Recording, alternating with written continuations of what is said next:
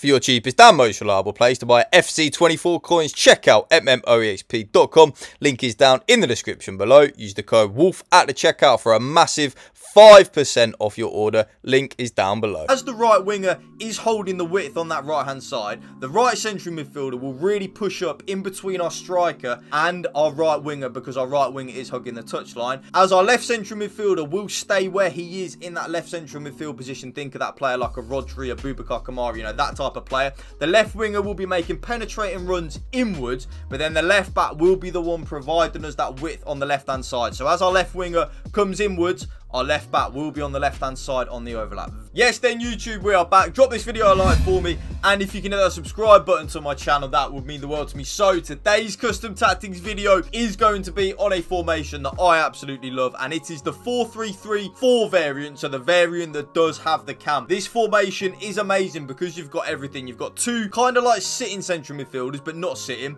You've got a cam, which I think is a really underrated position on FC24. You've also got a left winger and a right winger, which is really effective this year. So without any further ado, let's get into the custom tactics. Now, you are definitely going to want to use balance on the defensive style, even more so on this latest patch. Now, EA did drop their latest patch a day or two ago, and I have to admit it has quite fundamentally changed the defending aspect of the game. Let me know in the comment section down below if you do agree or disagree with that. So press after possession loss and now pressure on heavy touch are not very good at all, YouTube. I really do not think they are good on this latest patch at all. I feel like EA have really nerfed it into the ground. So because of that, I've gone with balanced, a balanced style where your team presses the ball to the middle of the pitch and your team shape is neutral. The defensive width, now what EA have now done is they have kind of nerfed the byline meta. So when you are running down the byline now, when you do like an R1X or an RB&A across the goal, and you kind of get like an easy tap in the byline meta, those passes now a little bit more temperamental really. They don't always go to the target you're looking at. So because of that, we can afford to go very narrow, because if we let our opponents attack the byline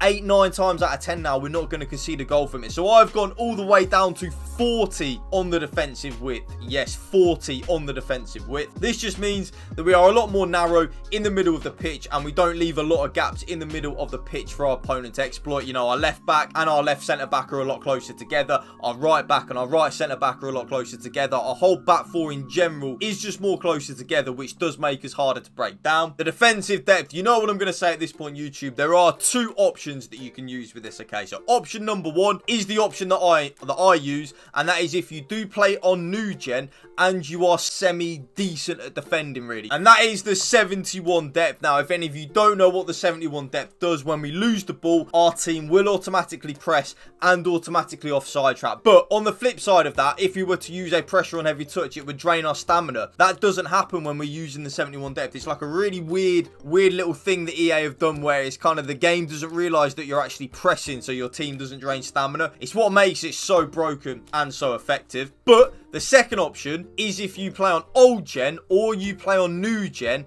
but you are quite struggling defensively. I would recommend 60 or 55 on the defensive depth. So option number one, if you are on new gen and you are semi-decent at defending, I would recommend 71 depth. Option number two, if you are on old gen or you are someone that does struggle defensively on new gen, 55 or 60. I'm using 71. I absolutely love it. The offense is build up, play, and chance creation. You know already what I'm going to say at this point, YouTube. It is, of course, balanced and direct passing, your absolute bread and butter. Now, the offensive width, this might actually intrigue you a little bit when we're using a 4-3-3-4. Because we are using a 4-3-3-4 and we're using a traditional left winger and a right winger, you might think that I kind of want to hug the touchline a little bit with them left and right winger. We don't anymore. We do with one of them. So because of that, I've actually gone a little bit more narrow on the offensive width. So I've gone from 50 to 45. That just means that our players will try and focus a little bit more of their attacks in the middle of the pitch, which I kind of want to do because the byline meta has been nerfed a little bit at this moment in time. Players in the box, you already know what I'm going to say at this point. It is, of course, 7. The way I look at that, YouTube, the more players that we have in the box, the more likely we are to score a goal. It is so simple when you break it down like that. 2 corners and 2 free kicks like so. Custom custom tactics done. Let's get into the player instructions. Now, you already know what my striker is going to be on. If any of you have ever watched a Connor Woolf custom tactics video, my striker never, ever, ever changes the player instructions, no matter what formation I'm using, no matter what custom tactics I'm using, because I think there are two key fundamental things that you need on your striker on FC24 to really create opportunities and score goals. And that is, of course, stay central and getting behind on the striker. The stay central, pretty obvious, especially when we're using a 4-3-3 formation, actually. I do not want my striker venturing out wide. We've already got a left winger and a right winger. We don't want the striker to be doing that. We want our striker to be in them central areas of the pitch. And the getting behind is so obvious when you think about it. I also want my striker making penetrating runs in behind YouTube. I really do. That's what I want my striker to be doing. Staying in them central areas of the pitch and making penetrating runs in behind. Now, my right winger is actually on something completely different to my left winger. So my right winger, first of all, is on come back on defence, stay wide, get in behind, and get into the box for cross. The comeback on defence does just make us more defensively solid. The stay wide, get in behind, and get into the box for cross, though, are very key points in the 4-3-3-4. I want my right winger to be hugging the touchline down that right-hand side. Think of like a Leon Bailey for Aston Villa, that type of player. I want that player hugging the touchline on that right-hand side, making penetrating runs in behind, but also getting into the box for cross, giving us that offensive support. The left winger is then on something different to the right winger. So the first, they're on three things that are the same: come back on defence, get in behind, and get into the box for cross. But I actually play with my left winger on cut inside. So my left winger will make penetrating runs inwards towards my striker rather than my right winger, which is actually hugging the touchline on the right hand side. And you will see why that is a key point when you see what my left back is on in a minute as well. So come back on defence,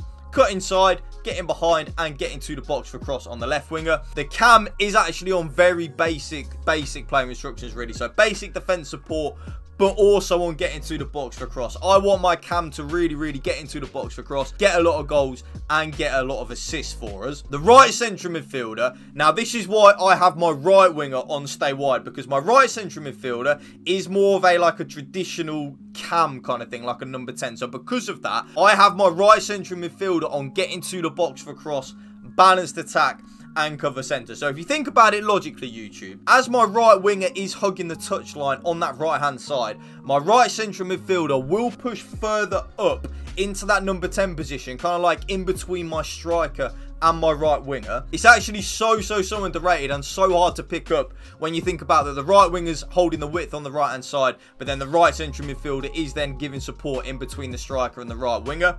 The left central midfielder, this player is like a traditional number 6, like a Rodri, Boubacar Kamara, Casemiro, these type of players. So because of that, the left central midfielder is on stay back while attacking and cover centre, and that's why I play the left central midfielder on stay back while attacking, because the left winger will cut inside, remember, because of what that player instruction is on. As the left winger cuts inside, I don't want my left central midfielder venturing forward at all, because then they're just getting in the way of each other. So that's why I play my left central midfielder as the traditional number 6, and then my left back, YouTube, is the one that is on join the attack and overlap. So if you think about it logically, I will now break it down for you very simply here. As the right winger is holding the width on that right hand side, the right central midfielder will really push up in between our striker and our right winger, because our right winger is hugging the touchline, as our left central midfielder will stay where he is in that left central midfield position. Think of that player like a Rodri, a Boubacar Kamara, you know, that type of player. The left winger will be making penetrating runs inwards,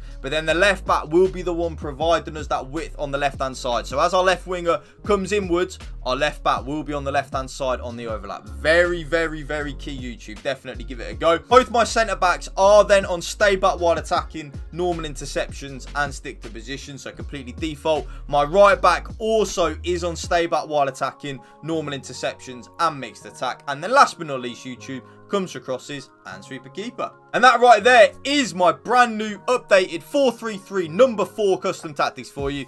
If you did enjoy this video, YouTube, you know what to do. Drop it a like for me, drop a comment down below, and if you can hit that subscribe button to my channel, that would mean the world to me. Thank you for watching. Remember, spread the love and positivity. PMA, positive mental attitude. Peace out.